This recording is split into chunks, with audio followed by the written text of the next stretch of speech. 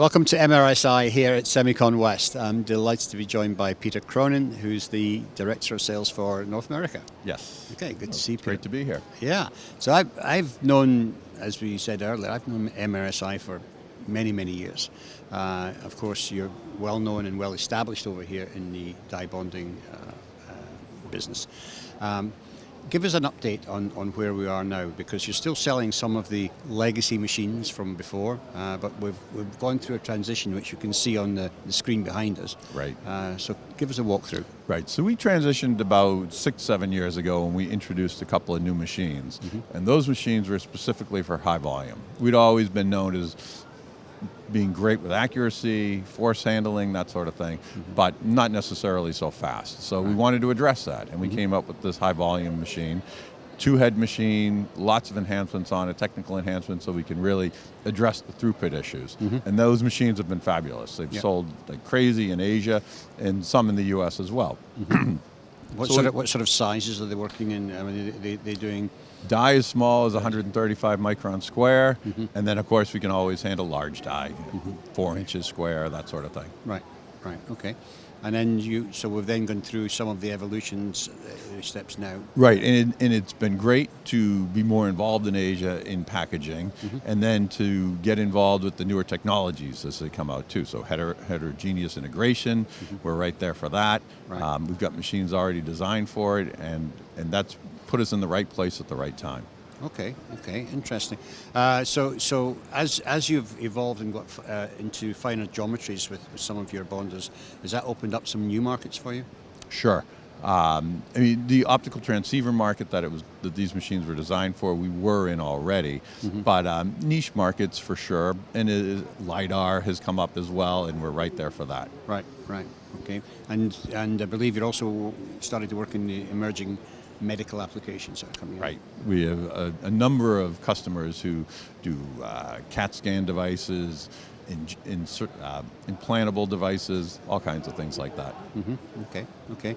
So I think the big news this week, of course, is that you had a bonder that was doing up 1 micron bonding accuracy. You're now down to half a micron. Right. Okay. How did you achieve that? And I believe the platform's changed quite a bit. The platform has changed and the technology has changed. And the platform changes in that there are additional optics that we use in order to do some final alignment before the placement. But the air bearings we use, all the basically machine, the aspects of the machine that go into being high accuracy. Right. Okay, but I believe it'll do 12-inch wafers and lower, but I believe it's a manual load. Is that right? Right. We bond on a 300 millimeter wafer, so it's wafer level packaging, and that wafer does have to be loaded by hand. Right. Okay. But of course, being a 300 millimeter wafer, it takes a very long time to populate the whole thing. So it's reasonable for one operator to reach in once in a while for that. Yeah. Okay. Good.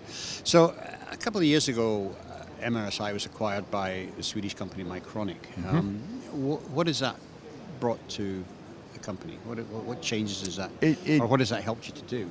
It modernizes us. It makes us more professional. We've got great HR now. We've got infrastructure, IT infrastructure that we can rely on. You don't have to worry about cyber attacks and that sort of thing, ransomware. But also, we know that financially, we can take a few more chances and we can do more investments so that we're there for those. We're there for the changes as the market needs us. Right. So you can do R&D projects for the sort of 5-year plus long term. Right. You can look ahead. Right. And we are self-sufficient. Mycronic is firm on that. But that's good.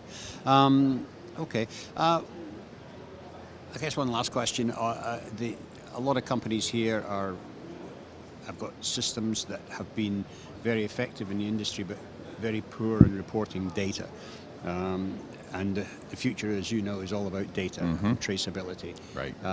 How strong are you on that front? We've been strong on that since the 1990s. We were doing pacemakers in the U.S. years ago that required high levels of traceability. All our U.S. defense contractors have required traceability. So that's something that's just a legacy with us. It's in our DNA. Right. But the modern versions of it with SexGem and that sort of thing, we're right there as well. So we have all the data reporting anybody needs. Super. Cool. Great. Okay, well, it looks like everything's going in the right direction, Peter. Absolutely. And I'm guessing, you know, the industry's in a little bit of a dip at the moment, but we're expecting it to pick up next year, and some of that nice CHIPS money to start flowing through. So that'll be... we're hoping with some onshoring that it's all, we're ready for it. Yeah, okay, good. All right, well, we'll look forward to catching up with you then when next year. Great, perfect. Okay, thank you. Thank you.